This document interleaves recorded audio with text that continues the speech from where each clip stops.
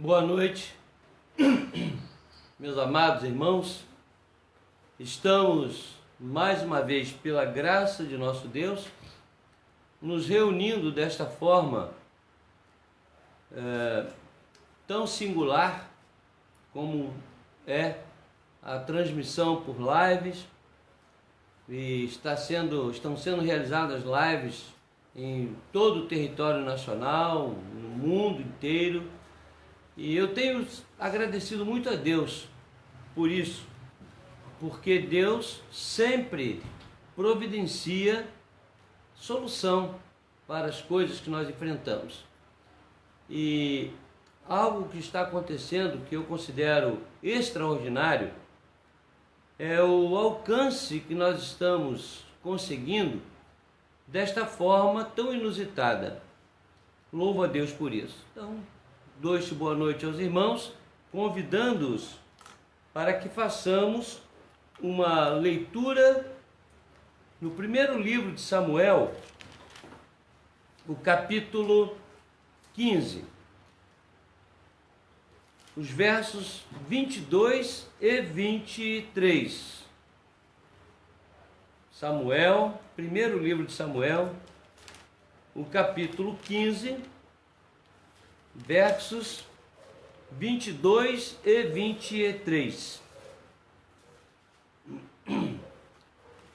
Acredito que você já tenha esse texto disponibilizado para nos acompanhar, disponibilizado em seu telefone, em seu computador. Então, façamos a leitura. Porém, Samuel disse: tem porventura o Senhor tanto prazer em holocaustos e sacrifícios, quanto em que se obedeça a sua palavra? Eis que o obedecer é melhor do que o sacrificar, e o atender melhor do que a gordura de carneiros, porque a rebelião é como o pecado de feitiçaria e obstinação, é como a idolatria e culto a ídolos do lar. Visto que rejeitaste a palavra do Senhor, ele também te rejeitou a ti, para que não sejas rei.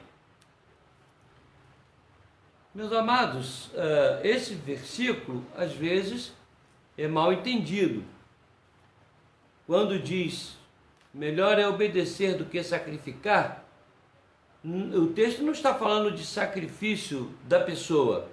O texto está falando de sacrifício ritual que havia naquela época de carneiros, de animais que eram imolados. O problema é que as pessoas imolavam os animais, faziam sacrifício, mas não obedeciam a Deus, não honravam a Deus. Hoje nós nos assemelhamos a isto, quando assim fazemos, indo à igreja, aparentemente cultuando e participando de eventos religiosos, quem sabe com o nome lá no hall de membros, mas o coração longe do Senhor. O que Deus quer não é sacrifício, não é forma.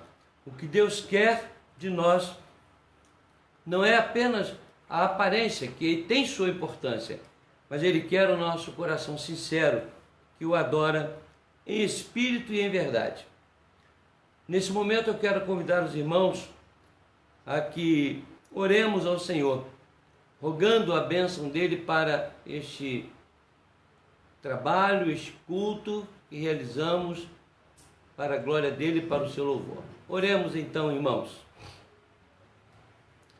Amantíssimo Deus, Senhor nosso, queremos rogar ao Senhor que nos abençoe agora neste momento, para que todo este ato de culto seja dirigido, coordenado, controlado por Ti mesmo, através do Teu Espírito Santo.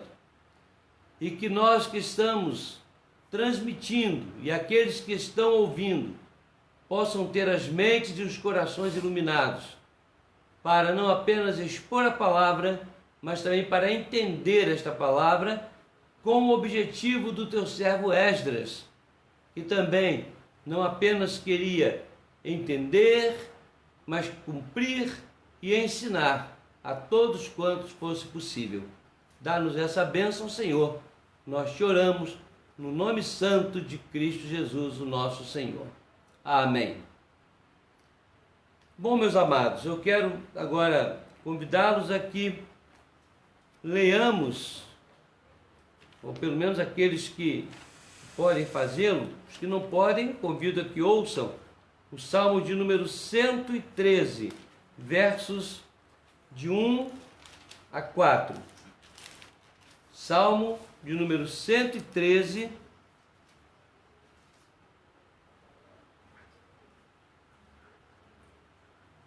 versos de 1 a 4. Farei a leitura nesse instante. Aleluia! Louvai, servos do Senhor, louvai o nome do Senhor. Bendito seja o nome do Senhor, agora e para sempre.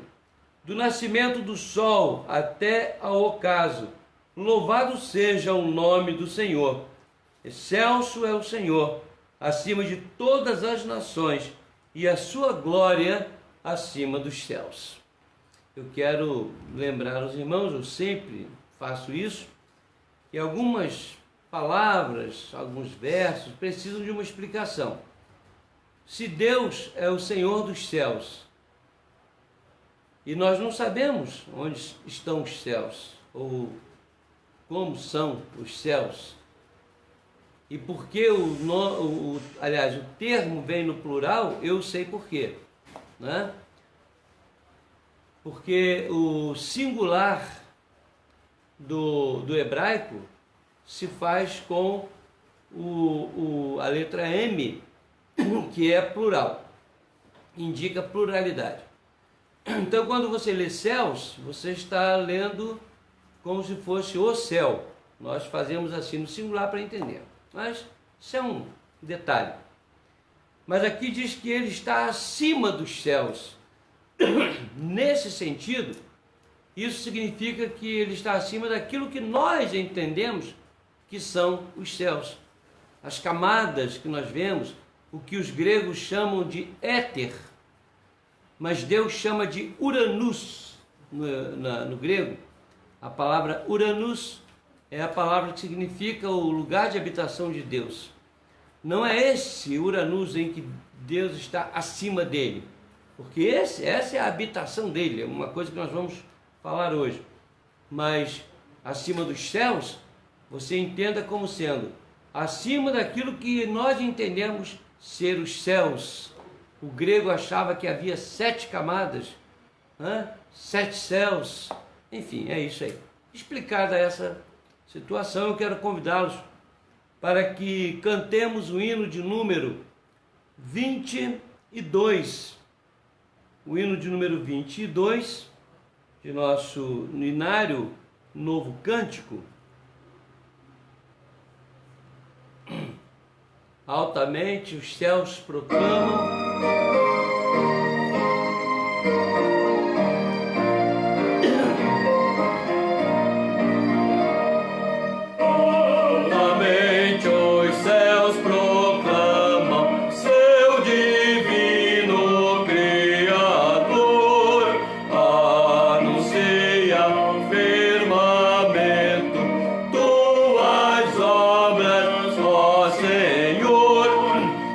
Incessante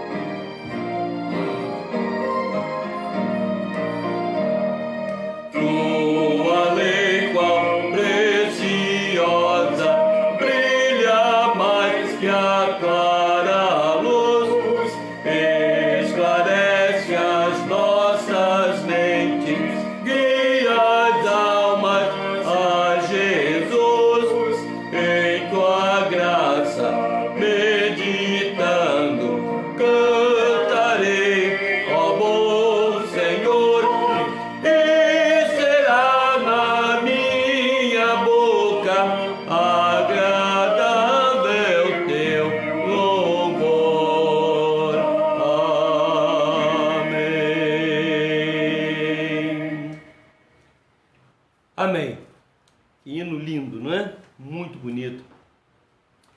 Meus irmãos, eu tenho falado, desde que eu iniciei o meu pastorado aqui na igreja de Maricá, eu tenho falado que um dos momentos mais excelentes que nós temos é o momento da intercessão.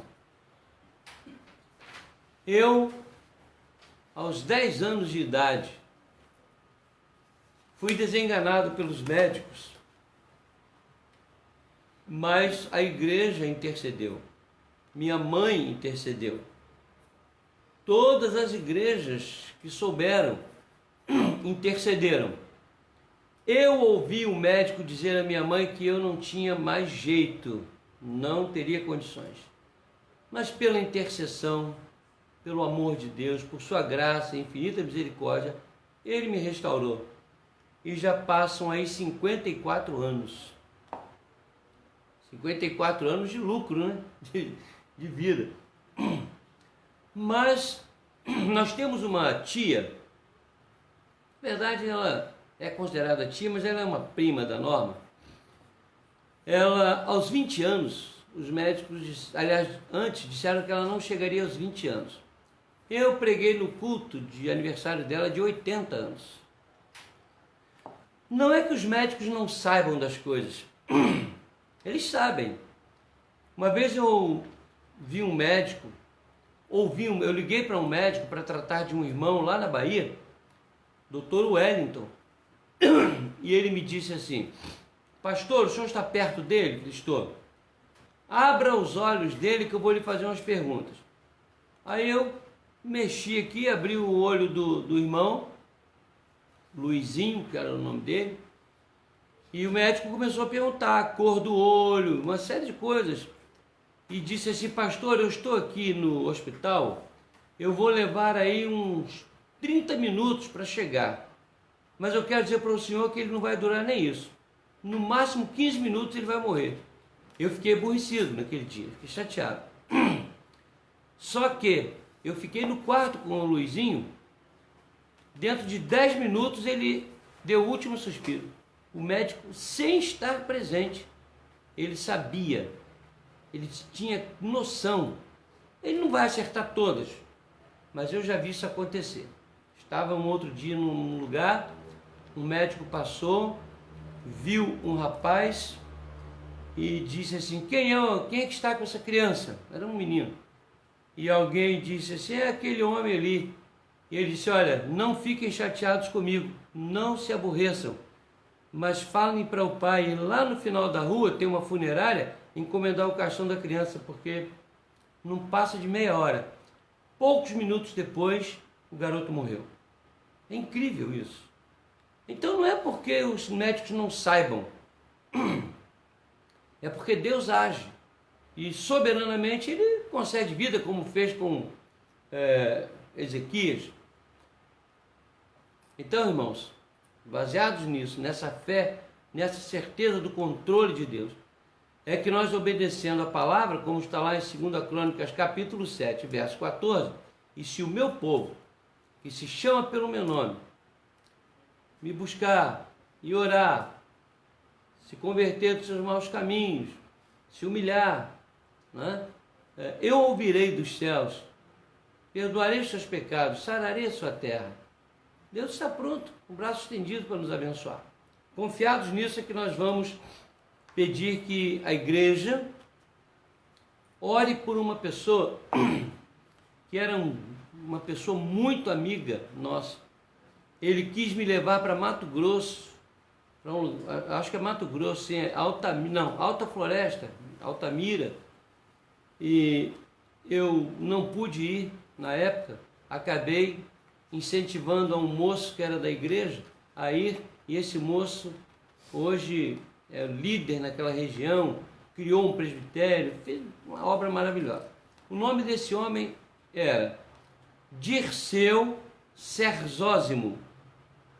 Esse homem foi líder da Junta de Missões Nacionais por mais de 20 anos, como presidente.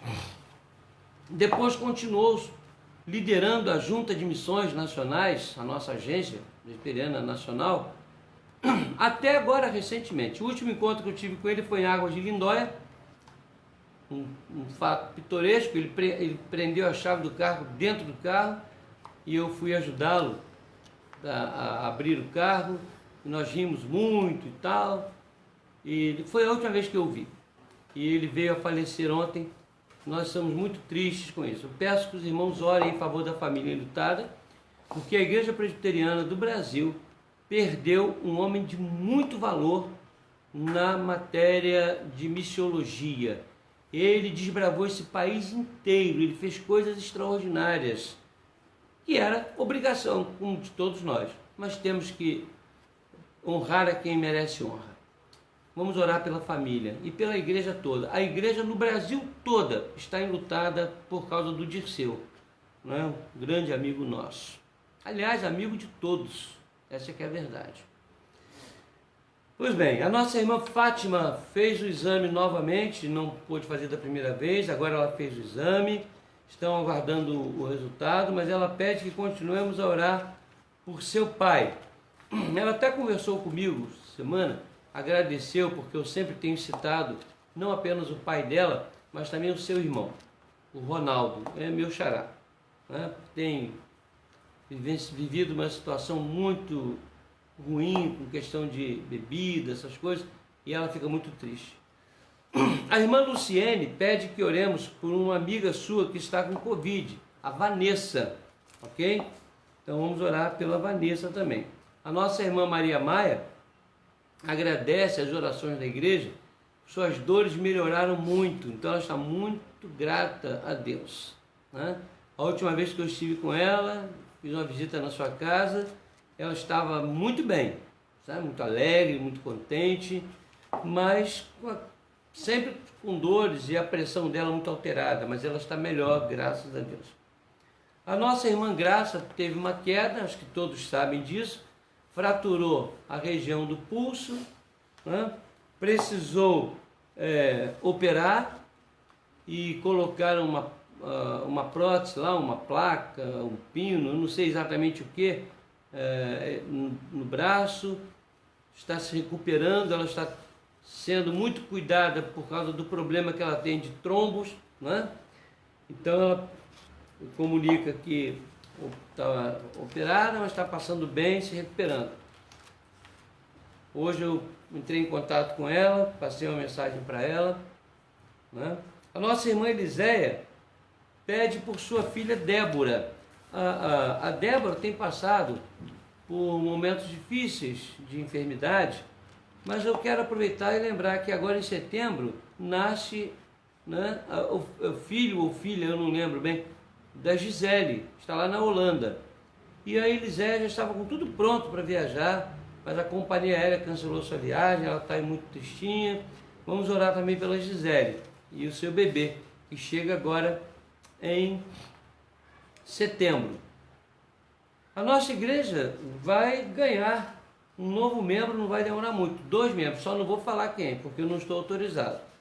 Eu fiquei sabendo, eu conheço a história. Um é o filho do Everton, né? A filha de Everton, a Catarina, né? A Catarina, que nós estamos numa ansiedade louca. Aí alguém ficou com inveja, encomendou uma outra criança. Eu não vou falar quem. A Daiane ficou muito aborrecida. Pai, o senhor precisa falar, a gente fica curioso. Tá bom, quando os pais me autorizarem, eu digo. Não tem problema. Eu boto no grupo da igreja. Tá certo? O berçário está ficando pequeno, hein? Ainda bem que o conselho já providenciou um sistema lá de refrigeração, de transmissão. As crianças vão adorar.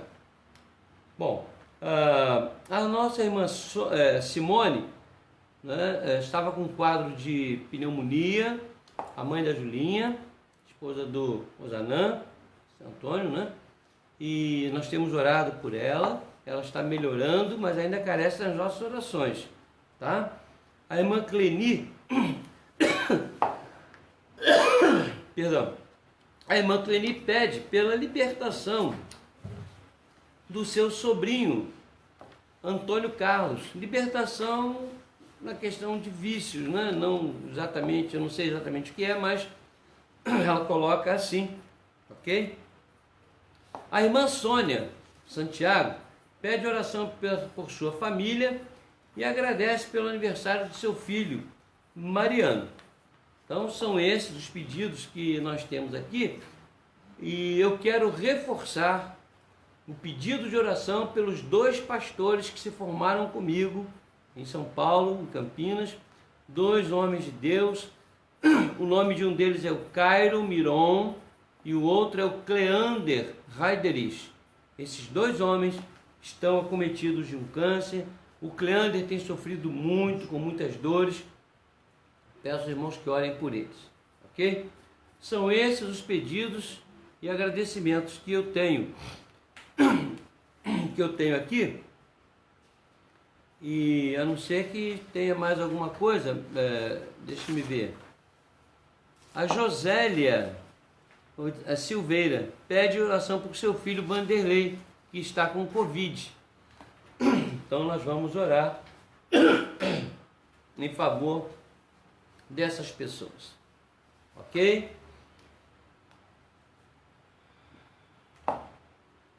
Senhor nosso Deus e Pai, se a oração feita pelos seus filhos não surtisse qualquer efeito, o Senhor não nos mandaria orar. O Senhor não nos incentivaria, como Paulo falou a Timóteo, não nos incentivaria a fazer intercessões, orações pelos homens, todos os homens, pelos governantes. O Senhor não nos orientaria a isso. Mas se a tua palavra nos manda, é porque o Senhor usa essa intercessão de uma maneira como só o Senhor sabe, para realizar a tua vontade na vida de todas as pessoas citadas. Eu quero te rogar, ó Deus, que visites a família enlutada do teu servo Dirceu, que com certeza está agora em teus braços, regozijando, um homem que fez tanta diferença no Evangelho em nossa pátria. Ó Deus amado, obrigado pelo tempo que ele esteve conosco, por tudo que o Senhor permitiu que ele fizesse. Toma conta de sua família, sustenta e dá o bálsamo do teu Espírito àquela família. Te rogamos, ó Deus, pelos nossos irmãos enfermos. Rogamos, ó Deus, pela Simone, pela Graça. Rogamos, ó Deus, pela amiga da Luciene, a Vanessa. Te rogamos, Senhor, pelo Cairo, pelo Cleander. Te rogamos, ó Deus, por cada uma dessas pessoas, pelo sobrinho da Clenir. Rogamos pelo pai e irmão da Fátima, Senhor. Nós te rogamos por cada uma dessas pessoas que tem buscado o Senhor, particularmente ou através da igreja, e se assim o fazem é porque creem que o Senhor pode abençoá-las. E nós rogamos que assim seja. Que todas essas pessoas que nós citamos, que têm buscado a tua graça e a tua misericórdia, possam se sentir, ó Deus, aliviadas, tranquilas, confiantes de que o Senhor está cuidando, está trabalhando suas vidas, tudo para a tua própria glória, para a edificação da igreja, para a alegria de nossos corações.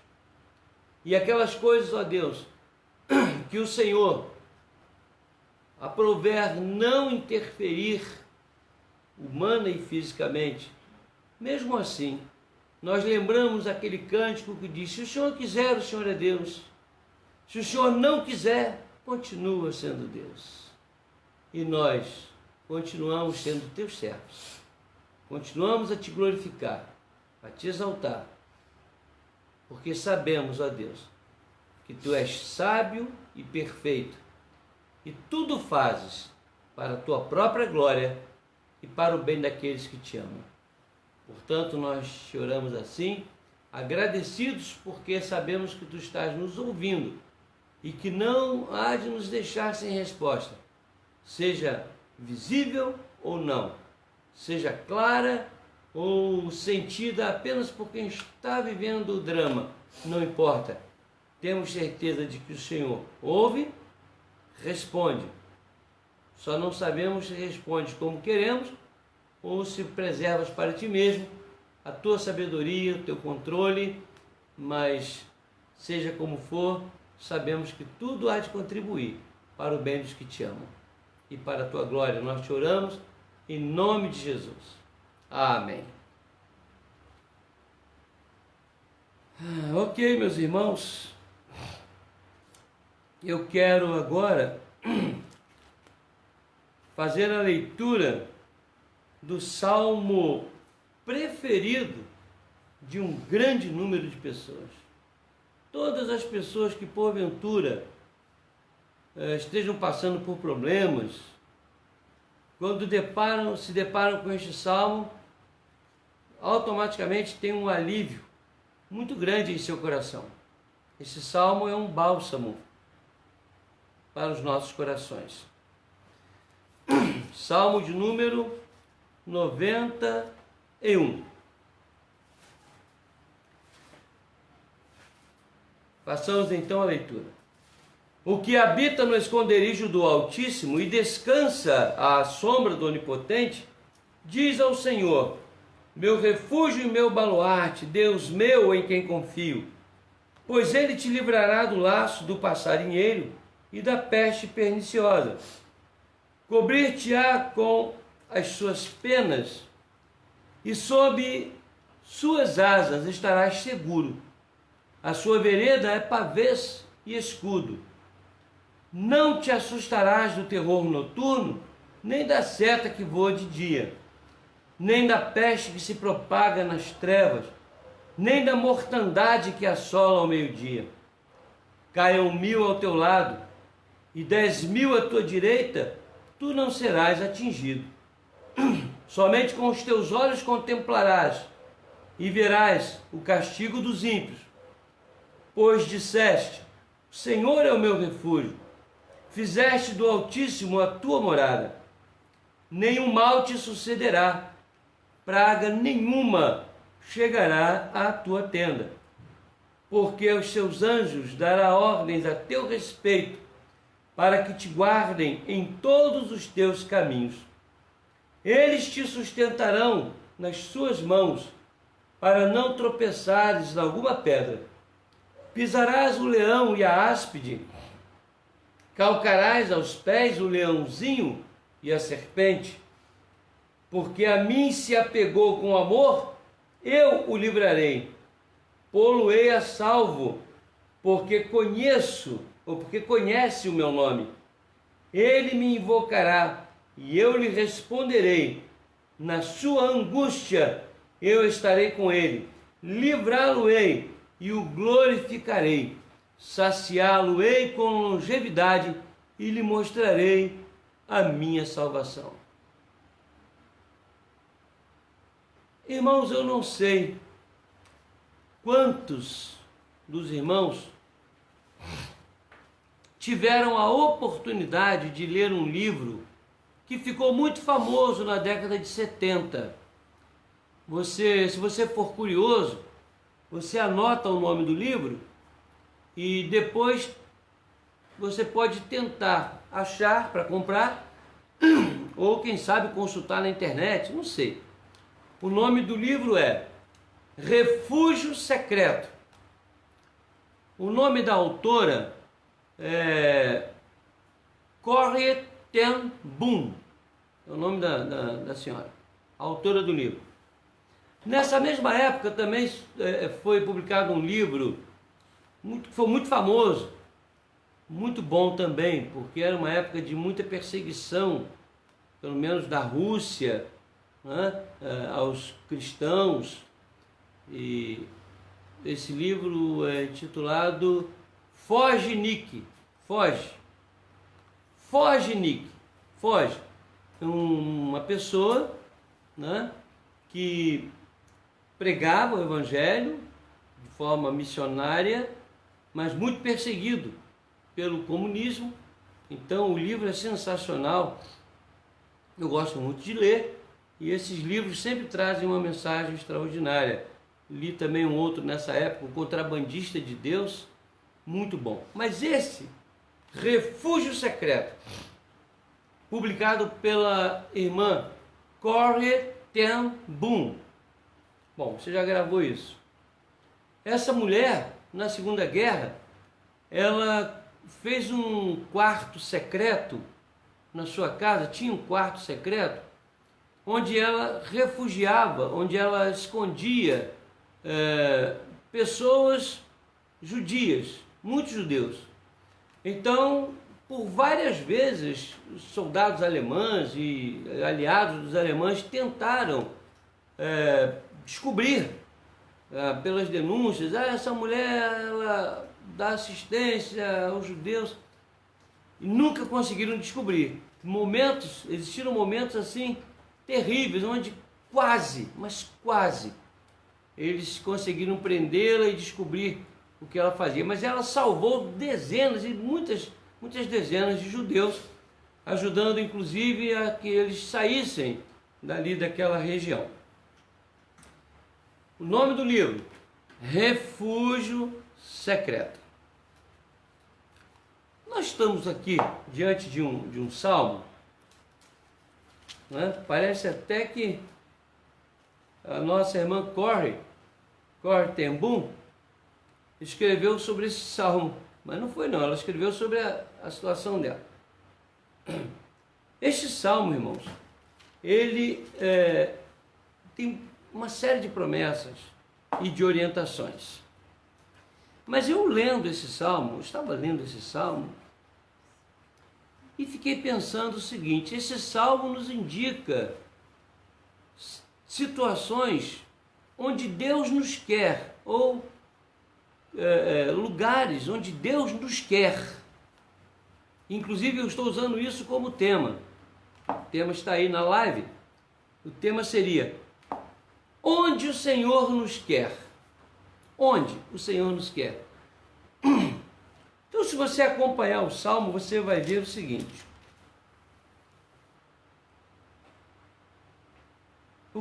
logo no início, o que habita no esconderijo do Altíssimo.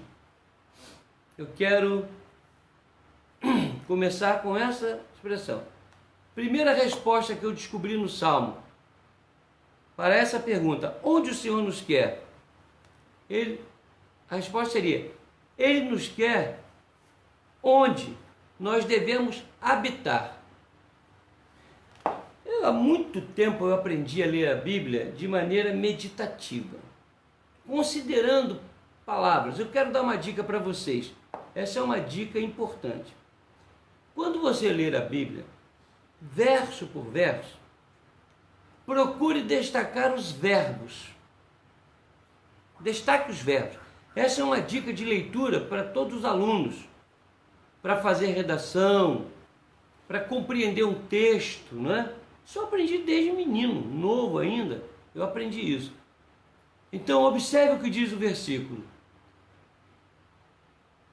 O que habita no esconderijo do Altíssimo? Onde que Deus quer que nós habitemos? No esconderijo do Altíssimo. O que é isso? Primeiro, habitar significa morar. E quando a gente habita num lugar, quando a gente mora num lugar, aquele lugar faz parte da nossa vida. Não é ir de vez em quando à igreja, orar de vez em quando, ler a palavra de vez em quando, fazer o bem de vez em quando, evangelizar de vez em quando, amar de vez em quando. Não é isso. O princípio aqui é de habitação. No esconderijo do Altíssimo. Deus não se esconde. Deus não se esconde. A expressão esconderijo significa lugar de habitação de Deus.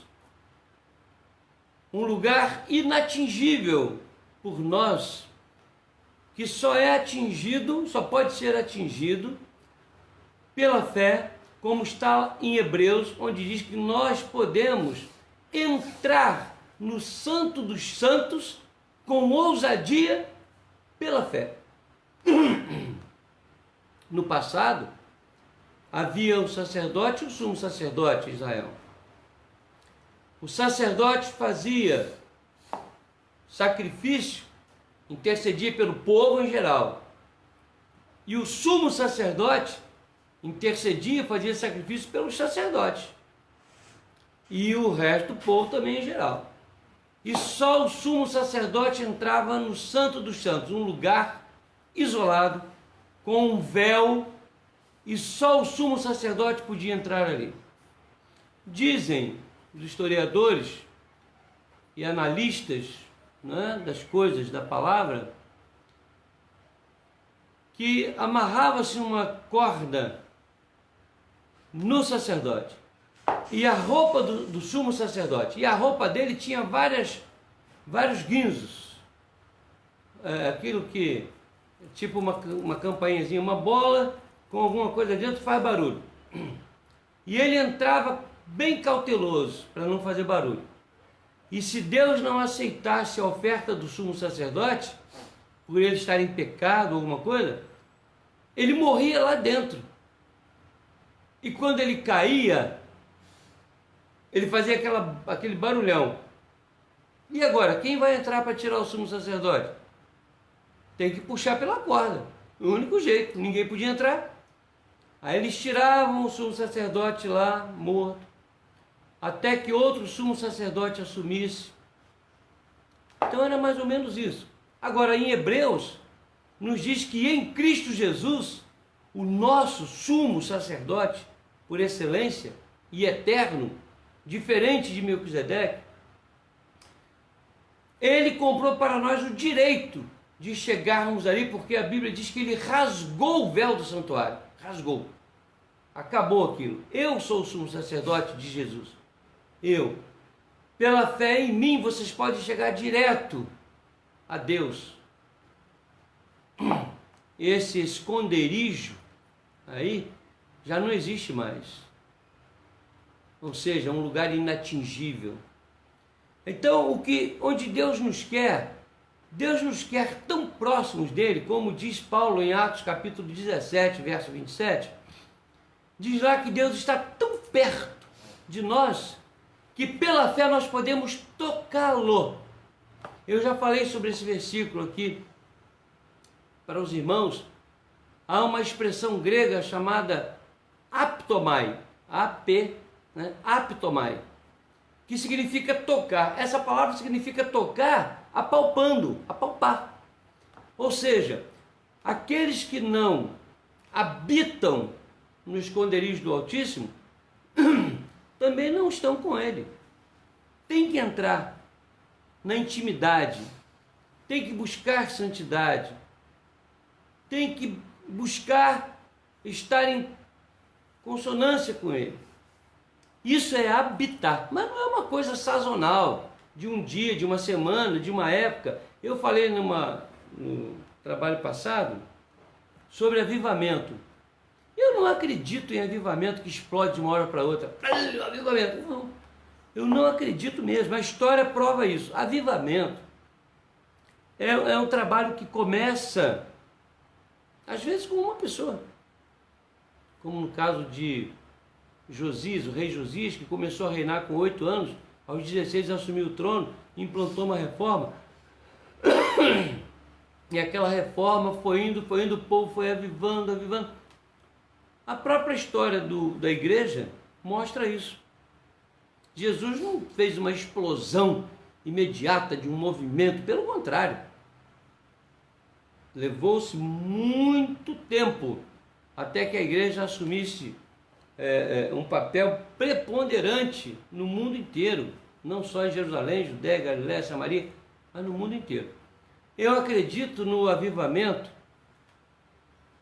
aquele avivamento que leva a pessoa a buscar com sinceridade as coisas de Deus. Querem ver?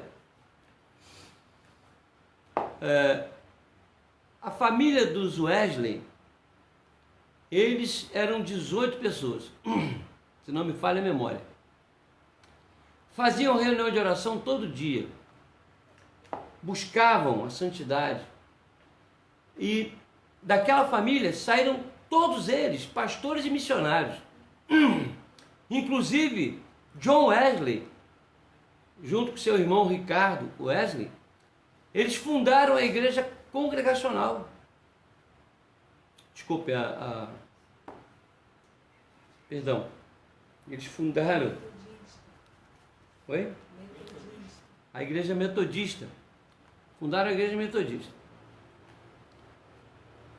E isso foi uns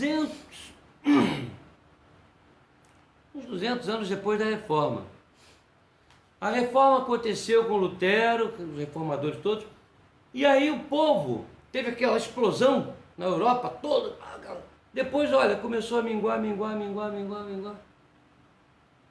Foi necessário que John Wesley, com toda a sua família, retornassem ali, se entregaram de tal maneira, não só eles, mas muitos avivalistas. Foi assim, Torrey, não é? Finney e todos eles, vários deles. E aí a coisa explodiu. Durante 200 anos, por 200 anos, a igreja metodista, na liderança dos seus líderes que buscavam santidade, a igreja cresceu. Depois, novamente, aí surgiram avivamentos, né?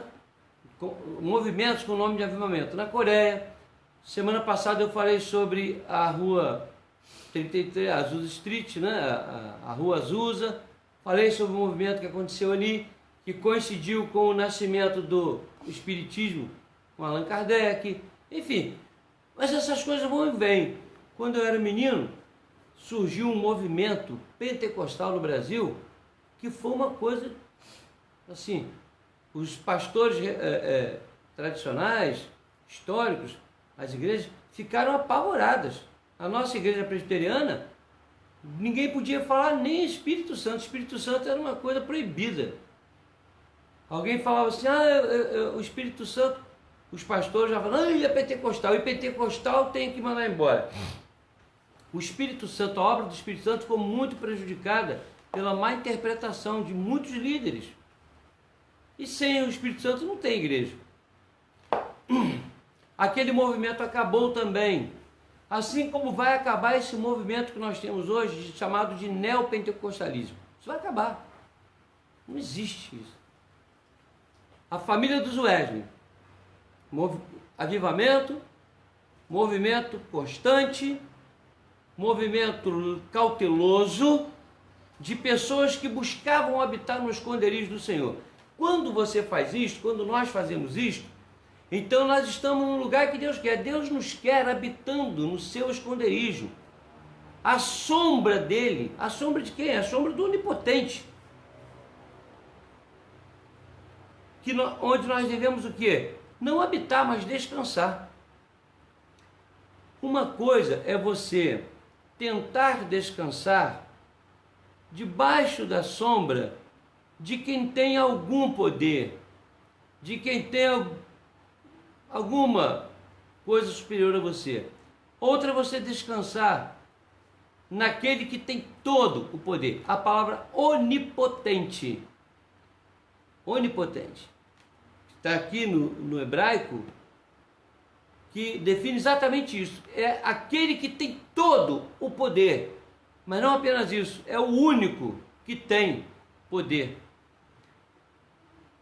E qualquer outra criatura que possa exercer alguma coisa que se possa chamar de algum poder, alguma capacidade, é porque Deus quer, permite ou manda. Porque ninguém tem poder, só Ele tem poder. E nós muitas vezes não aprendemos isso, não aprendemos a descansar. Descansar aqui, o termo aqui, não significa cruzar os braços e dizer, seja o que Deus quiser. A coisa está feia, está assim, está lá, mas se Deus quiser. Essa história de se Deus quiser, seja como Deus quiser, eu estou tranquilo, não vai acontecer nada, estou descansando. Serve para levar muitas pessoas a se tornarem apáticas na sua vida espiritual. Eu vou descansar no Senhor. Mas descansar no Senhor é confiar, é ter fé, não é ficar apático, não. Então, onde Deus nos quer? Habitando, vivendo em seu esconderijo, estando com Ele. Ele não está escondido, mas Ele tem um esconderijo para nós. É o céu dele, o Uranus. Ele quer que nós habitemos ali. Onde Ele nos quer? Onde nós possamos descansar à sombra do Onipotente.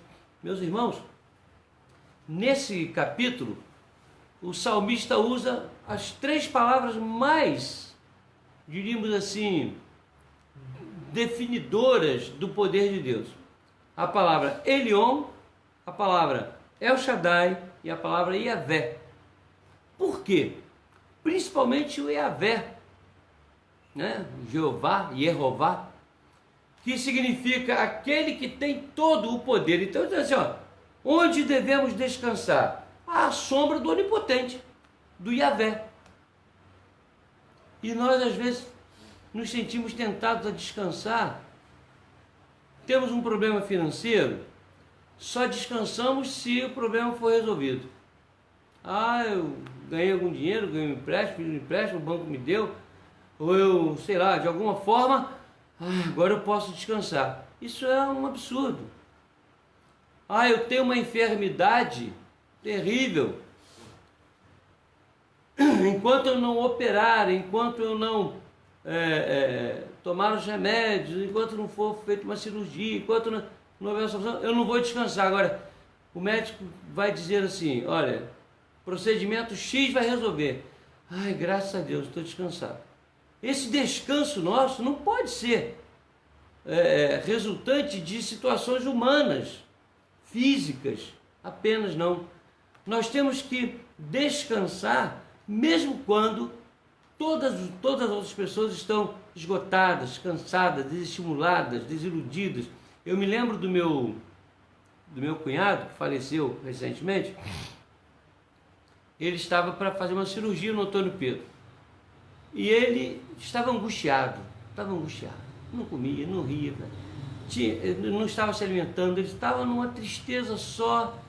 Eu falei do Evangelho para ele, ele aceitou a Cristo, tudo, mas ele estava acabado com aquela doença. E ele só dizia uma coisa, eu quero operar, eu preciso me operar, eu operando vou ficar bom, e tenho que operar, aquela coisa, e nós lutamos muito. Fizemos de tudo humanamente falando, até que um dia os médicos disseram para ele, seu Wilson, o senhor vai operar. Ele deu um suspiro longo, aí pronto, descansou. Eu fui visitá-lo depois disso, ele estava alegre, rindo, brincando, contando piada, se alimentando. E no dia que ele foi para a cirurgia, ele foi rindo, alegre. Que beleza, agora estou tranquilo. Não saiu da mesa de operação. Aliás, saiu para o cemitério, ele faleceu. Nós temos que aprender a descansar no Senhor, à sombra do Onipotente, sempre tranquilos, não esquecendo dos dramas, nessa Covid, por exemplo. Eu estou descansando no Senhor, porque o meu raciocínio é o seguinte, tento fazer o máximo que posso de preservar a minha saúde, dos meus entes queridos, das pessoas amigas, tento, às vezes eu esqueço, às vezes eu falho, mas eu não me desespero, porque vivendo ou morrendo eu penso como Paulo, se eu vivo, para o Senhor vivo, se eu morro, para o Senhor eu morro. Não sou um relaxado consciente, não é isso, mas eu estou descansado, eu não esquento a minha cabeça, eu descanso, porque nada vai acontecer conosco se Deus não quiser. A sombra dele está sobre nós, como estava sobre o povo de Israel no deserto.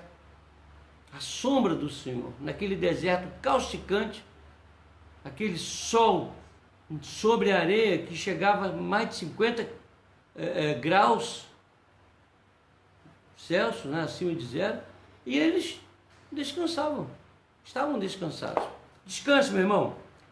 Esse problema aí da Covid, enfermidades, desemprego, são coisas existenciais que o inimigo quer aproveitar disso para tirar nosso descanso, para tirar a nossa paz, nossa tranquilidade, que deve estar fundamentada no esconderijo do Altíssimo, à sombra do Onipotente. E os nomes, eu repito, os 3 nomes de Deus aqui estão nesse salmo. Uma hora o salmista chama ele de Elion, outra hora chama de El Shaddai, outra hora chama de Yahvé. E se refere a ele como Yahvé, como Deus onipotente, todo o poder. Mas onde é que o Senhor nos quer? Seria somente no esconderijo dele, do Altíssimo, mantendo vínculo com ele lá? Eu fico pensando, né? Quantas pessoas procuraram a irmã Corrie ten Boom porque ouviram falar que havia um esconderijo que protegia mesmo. Eles corriam para lá, fugidos dos alemães, corriam lá para o quarto secreto, não é? O quarto secreto daquela irmã, para o refúgio secreto. Assim também nós temos esse escape. Então vamos correr, vamos descansar. Descansar no sentido de entregar e ter a certeza que Deus está fazendo o melhor. Mas Deus não nos quer apenas junto com Ele em seu refúgio, não apenas que nós descansemos, mas Ele quer que nós nos refugiemos, porque eu quero repetir o tema e dar para vocês o raciocínio dos subtemas. Onde o Senhor nos quer? O Senhor nos quer onde devemos habitar, é morar no esconderijo dele, é sempre. Onde Deus nos quer? Deus nos quer onde nós devemos descansar, no seu poder, à sombra do Onipotente. Terceiro, onde o Senhor nos quer? E ele diz assim: o Senhor é o meu refúgio e o meu baluarte. Então aqui fundamenta essa terceira declaração. Deus nos quer onde nós devemos nos refugiar. Onde nós devemos nos refugiar? No baluarte. Eu sei que a igreja, a nossa igreja, os membros da igreja, vão achar interessante, engraçado o que eu vou falar. Mas os militares talvez conheçam a expressão que eu vou usar aqui. Vocês sabem o que é bastião? Se alguém disser que é o diácono, pai da Gisele, está errado. Alguém sabe o que é bastião? Os militares devem saber, principalmente os militares do Exército, né? Eu não sei se da Marinha, da Aeronáutica, mas os militares das Forças Armadas, do Exército, no caso, sendo uma das nossas forças, tem obrigação de saber o que é bastião. Bastião é baluarte. Mas tá bom, pastor, porque esse é um jargão militar. O que é baluarte? Baluarte é uma fortaleza. É uma fortaleza inexpugnável. O baluarte é diferente da casa-mata. Casa-mata é uma estrutura que é feita onde os soldados, os militares em guerra, eles ficam ali protegidos, mas tem lugar para eles acionarem suas armas. Algumas casamatas são até, tem uma parte subterrânea, e ali eles ficam de prontidão, se protegem e atacam ao mesmo tempo. Já o bastião, que não é o nosso Sebastião, o baluarte é esta fortaleza inexpugnável, com 2 flancos, normalmente, e 2 lados, e um na frente, outro atrás, que protege de uma maneira tal que ninguém consegue entrar. Ninguém consegue entrar no baluarte. Ora, o que é que diz o texto aqui? Olha o que é que o texto está dizendo.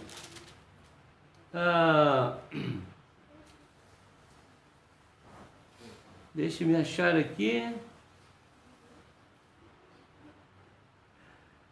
Oh, meu Pai.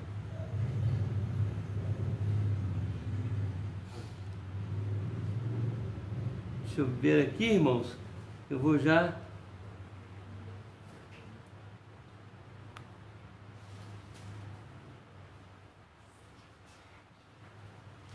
procurando aqui, ó. Verso 2 diz assim: diz ao Senhor, meu refúgio, e meu baluarte. Não só refúgio. O refúgio é o lugar para onde vão os que são perseguidos. Refúgio é o lugar para onde vão aqueles que estão fugindo de alguma coisa. E baluarte é essa fortaleza inexpugnável para onde os fugidos se abrigam.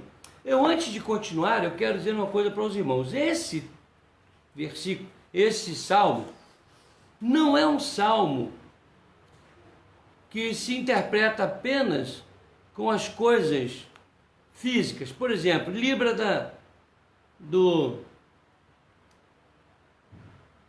peste, e o Senhor é meu baluarte, é meu refúgio, tal. Esse salmo ele tem um aspecto duplo.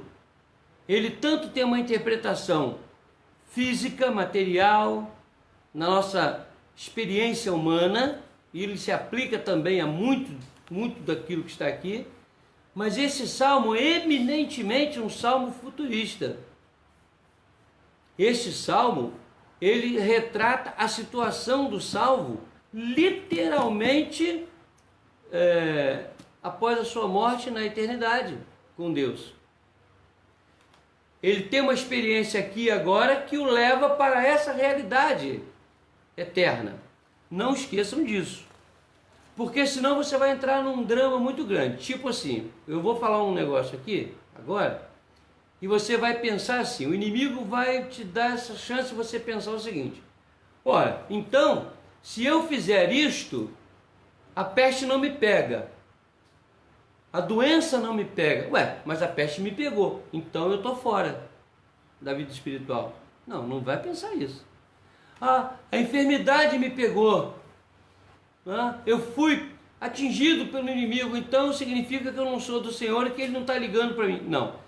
Vão acontecer casos onde, para a glória de Deus, nós não vamos ser livres de tudo. Entenda isso. Porque o que eu vou falar aqui à frente agora pode levar você a pensar isso. Não pense não. Não é porque você se habita no esconderijo do Altíssimo, não é porque você descansa à sombra dele, não é porque você se refugia no baluarte que você está livre de que lhe aconteça alguma coisa. E há de acontecer caso Deus permita ou queira, de uma maneira a glorificar o nome dele próprio e edificar e abençoar a nós. Então, não vamos confundir as coisas. Por quê? Eu repito, este salmo é eminentemente um salmo futurista. A grande maioria das promessas que nós temos aqui se referem ao futuro eterno. Algumas coisas se aplicam à nossa vida aqui. E pode ser que se aplique até tudo. Mas o salmo é futurista. O salmo ele está apontando para uma vida futura, eterna, após nosso encontro com Deus. Eu fiz essa abertura aqui. Você pode consultar seus comentários se você tiver, pesquisar, e você vai descobrir que eu estou falando exatamente isso. Voltamos então. Onde devemos nos refugiar? No nosso baluarte, no nosso bastião, na nossa fortaleza inexpugnável, onde ninguém entra. É ali que nós temos que nos refugiar. E muitas vezes nós não fazemos isso. Muitas vezes nós queremos nos refugiar na família, nos refugiar no amigo, refugiar no banco, refugiar na igreja. E tudo isso é bom para nos abençoar, uma vez que Deus trabalha essas coisas na nossa vida. Mas o nosso refúgio primeiro, o nosso baluarte, tem que estar em nossa mente e em nosso coração. Nada vai ser maior do que o poder do nosso Deus a nos guardar. E isso tem um aspecto humano, material também, mas basicamente eterno. Por quê? Nós só vamos habitar literalmente no esconderijo do Altíssimo depois que nós morrermos e formos glorificados, como ele diz, e eu o glorificarei. Esse meu filho, assim, eu vou glorificar.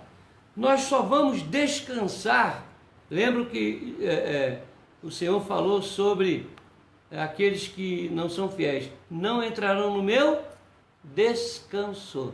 Esse descanso aqui só será possível em sua perfeição no céu, quando estivermos glorificados com Cristo.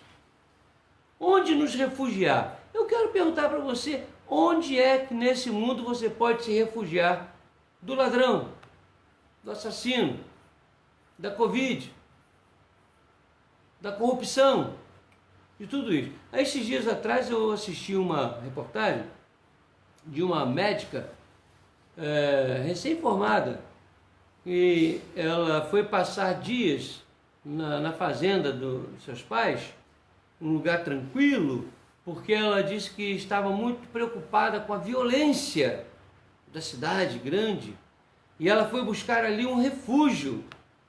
Só que ela saiu para caminhar, e quando ela saiu para caminhar, ela foi morta. Foi ser viciada e morta. Onde que ela vai se refugiar? Onde você vai se refugiar? É no baluarte do Senhor. Mas a última coisa que eu quero considerar é a seguinte: onde o Senhor nos quer, vou repetir, nos quer onde nós devemos habitar, no esconderijo do Altíssimo.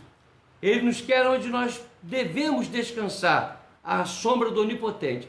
Ele nos quer onde nós devemos nos refugiar, no seu baluarte. Ok? E agora, onde o Senhor nos quer, por último? Ele nos quer onde podemos nos livrar.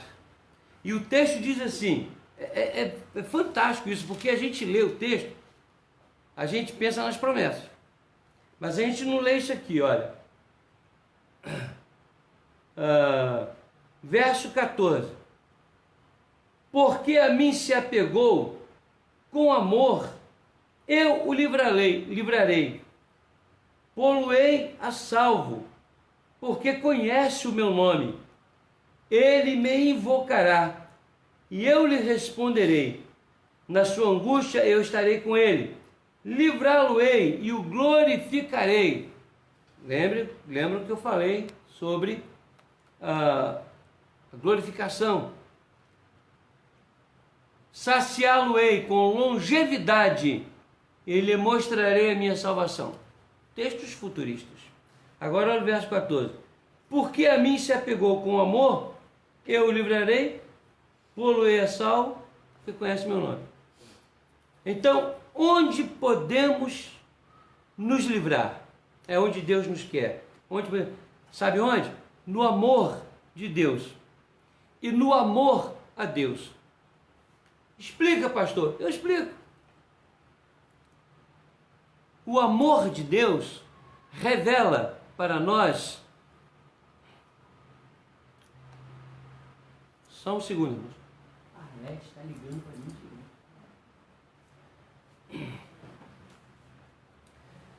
Repetindo, no amor de Deus e no amor a Deus. Como é que ele se revela? E como nós podemos atingi-lo? Como nós podemos nos apegar a este amor? Olha, obedecendo, observando as suas doutrinas, respeitando, honrando os seus juízos, cumprindo suas ordenanças, seus mandamentos e vivenciando suas promessas. Agora, observem, a grande maioria daqueles que leem o Salmo 91 preferem ler apenas as promessas. Então, raciocinem, prestem atenção. Quantas são as promessas? Aqui eu tenho 9.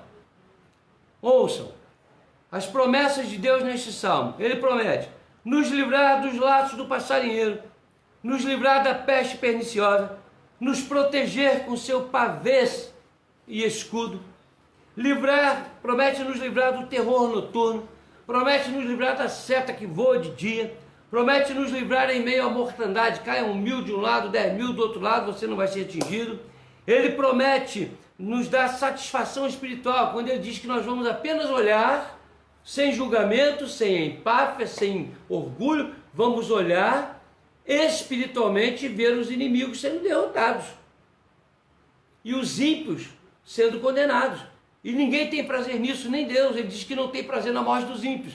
Mas ele vai de nos dar satisfação espiritual para que nós percebamos o quanto ele é justo. E ainda tem a proteção angelical. Nós não fazemos culto aos anjos, mas os anjos são emissários de Deus, são mensageiros de Deus. E os anjos foram designados muitas vezes para livrar os seus filhos. E aqui neste salmo diz que os anjos podem sim ser comissionados por Deus para nos livrar.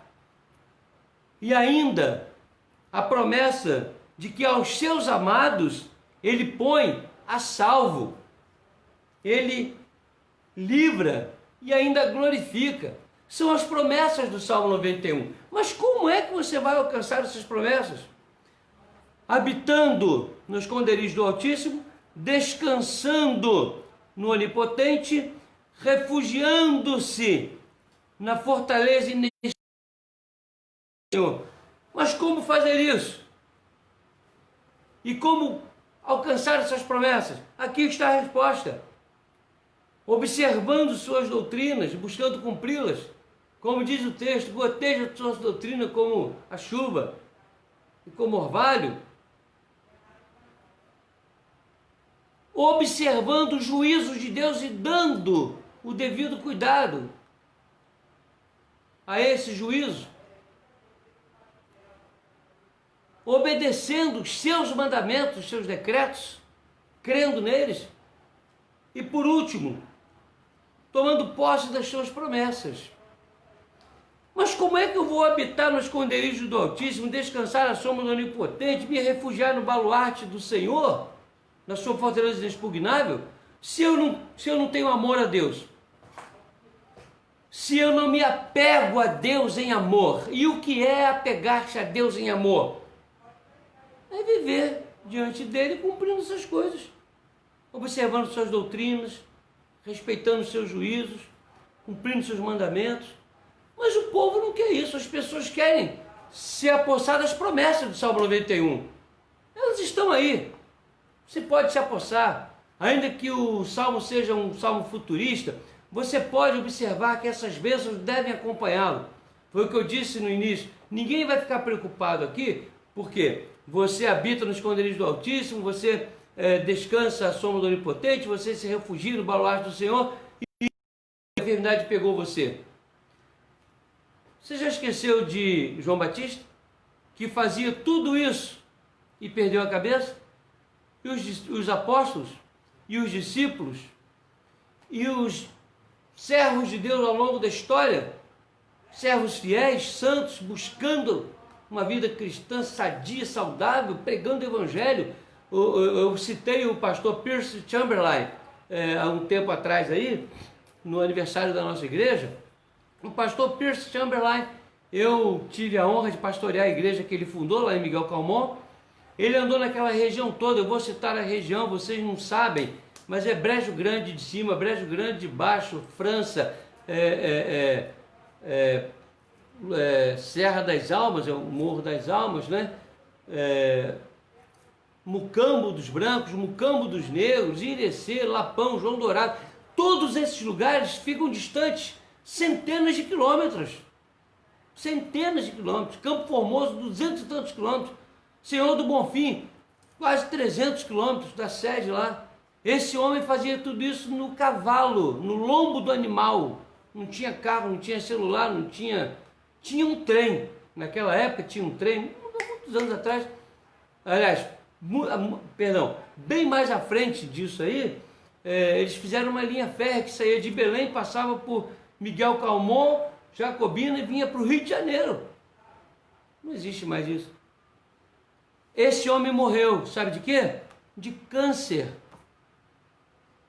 E de câncer na boca. Nessa região. A mesma coisa que ele usava para pregar o evangelho, para glorificar a Deus. Um câncer destruiu esse homem aí. O pai dele também morreu com o mesmo tipo de câncer. O pai do Chamberlain.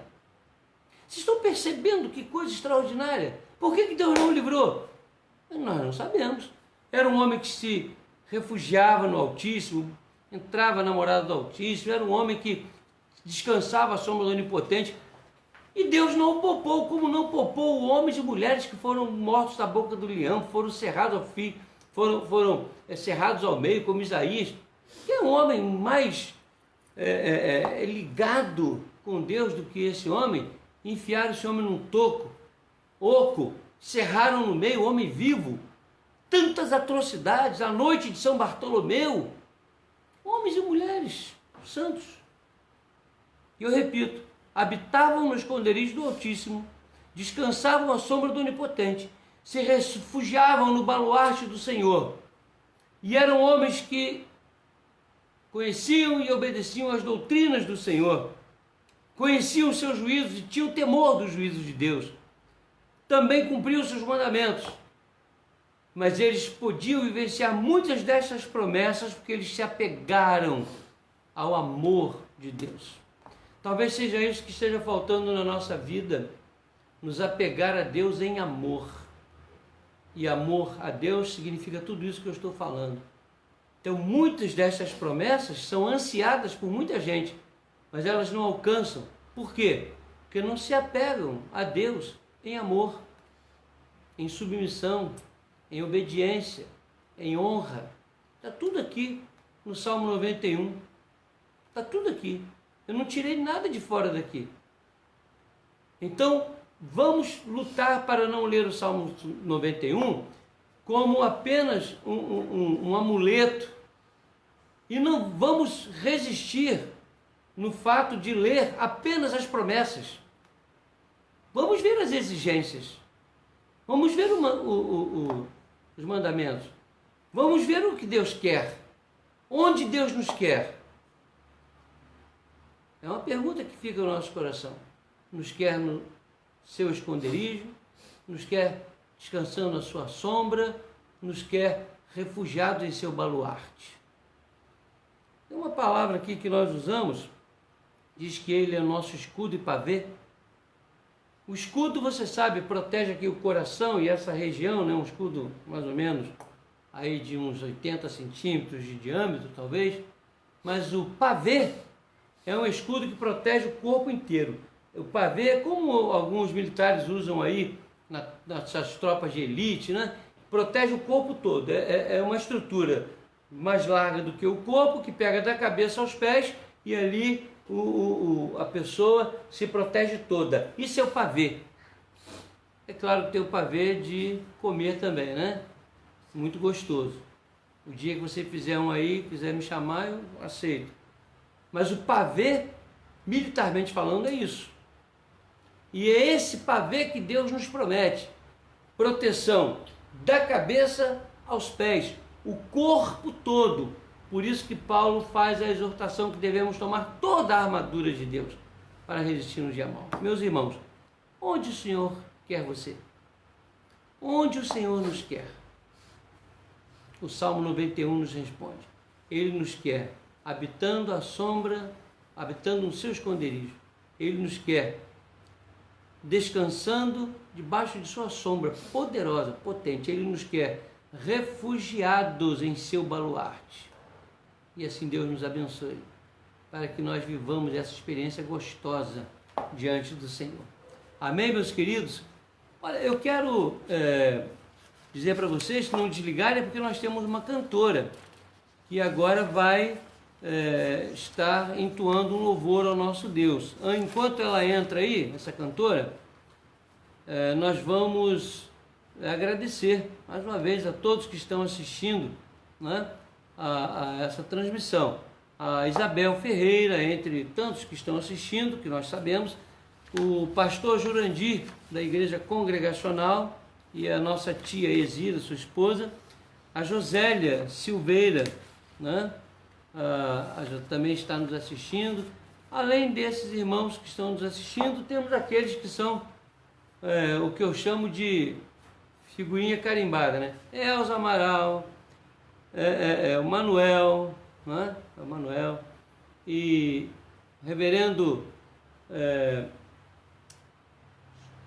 o reverendo Geomário, enfim, há uma turma grande aí que nos acompanha, nós louvamos a Deus por esses irmãos. Então vou chamar aqui a nossa cantora, ela está vindo aí, deixa eu me ver, estou procurando aqui o nome dela, eu sei que ela já está, achei, está aqui.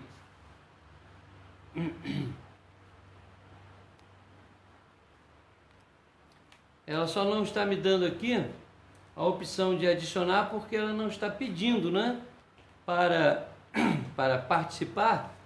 Então, se ela não fizer isso, eu não consigo adicioná-la. Ela tem que solicitar aí, tá?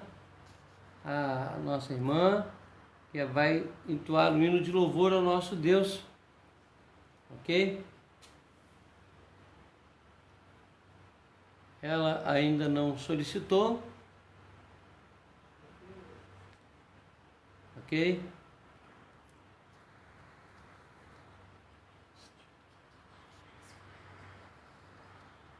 Bom, enquanto nós aguardamos, sim, já entramos aqui, ela já vai aparecer aí, vai nos abençoar cantando um hino de louvor ao nosso Deus, ok? Eu espero que já ela entre aí agora, já me deu a opção de adicioná-la, então vamos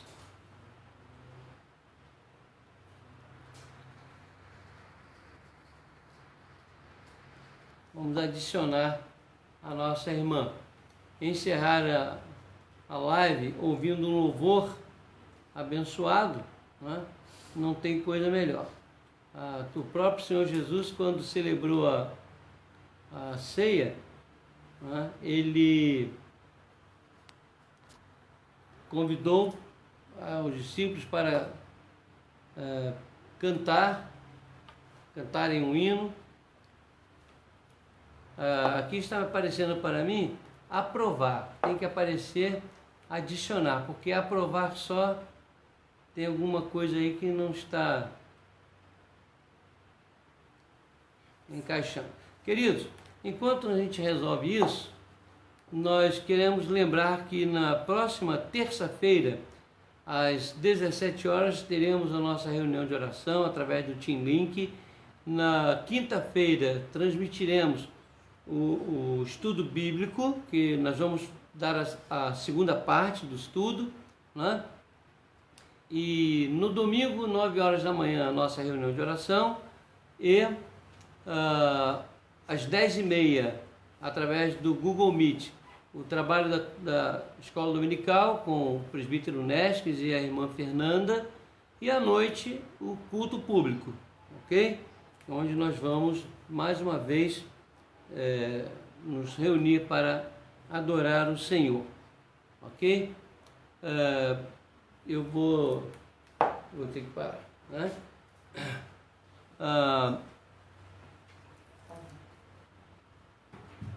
Bom, eu vou fazer mais uma tentativa aqui, ok? Para ver se a gente consegue adicionar a nossa cantora. Se eu não conseguir, sim, eu lembrei de uma coisa. Eu lembrei de uma coisa aqui. Hoje pela manhã,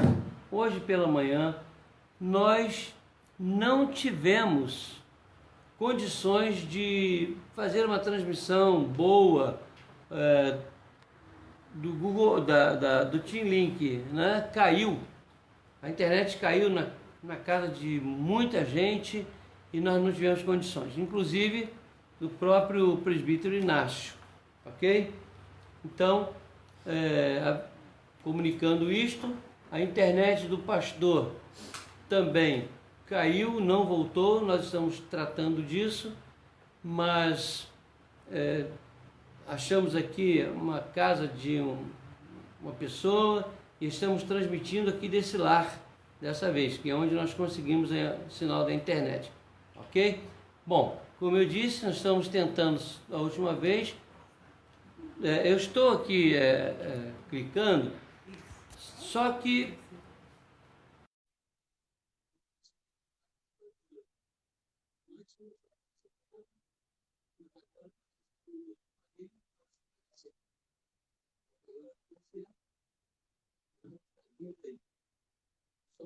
rapidinho. Lamentavelmente, não vamos conseguir agora. Nós vamos fazer o seguinte: nós vamos dar continuidade ao encerramento do trabalho. Nós vamos pedir para essa cantora fazer a gravação, cantar, e nós vamos adicionar nessa live para distribuir depois para os irmãos como nós fazemos. E vamos orar então? Vamos agradecer ao Senhor. Pai Celeste, Deus glorioso, que habita onde nenhum homem pode habitar, a não ser quando o Senhor o convida pela fé a crer no teu Filho, ó Deus, e assim nos leva para este lugar maravilhoso. Nós te louvamos porque podemos descansar no Senhor, porque sabemos que tu és onipotente, tens todo o poder. Nós te louvamos porque quando nos sentimos acuados, e mesmo quando isso não acontece, nós podemos nos refugiar no Senhor, que se autoproclama como baluarte, fortaleza inexpugnável, de onde nós podemos observar a vitória sobre o inimigo de maneira santa, sem tripudiar sobre ele, mas vendo a tua salvação, porque nós nos apegamos a ti em amor pela obra do Espírito Santo e a fé em Cristo Jesus. Rogamos que não nos permitas, ó Deus, esquecer disso, de que devemos, acima de tudo, estar apegados a ti em amor, observando teus mandamentos, tuas doutrinas, os teus juízos, para que possamos, com muita alegria no coração, possamos receber a manifestação das tuas promessas, essas promessas que estão aqui, livros dos laços do passarinheiro, do terror noturno, da seta boa de dia, dos inimigos, guardados, ó Deus, teus anjos poderosos, a quem o Senhor determina que nos guarde em todos os nossos caminhos. Ó Deus, obrigado por tudo isso. Nós te louvamos, te adoramos e agradecemos por essa grande bênção de podermos receber do Senhor pela fé todas essas promessas. Porque tu sabes que nós o amamos. Nos apegamos a ti em amor. E nossas vidas estão em tuas mãos, sob teu controle. É a oração que fazemos agradecer. E agora, irmãos, recebamos a bênção do Senhor. E que a graça do nosso Senhor e Salvador Jesus Cristo e o amor de Deus, o nosso único e eterno Pai, e as consolações benditas do Espírito Santo sejam sobre todos vós, irmãos, e sobre todo o povo de Deus permaneça desde agora e para todos sempre. Amém. Deus assim nos abençoe. Tenham todos uma boa noite, até terça-feira, até quinta-feira, até domingo.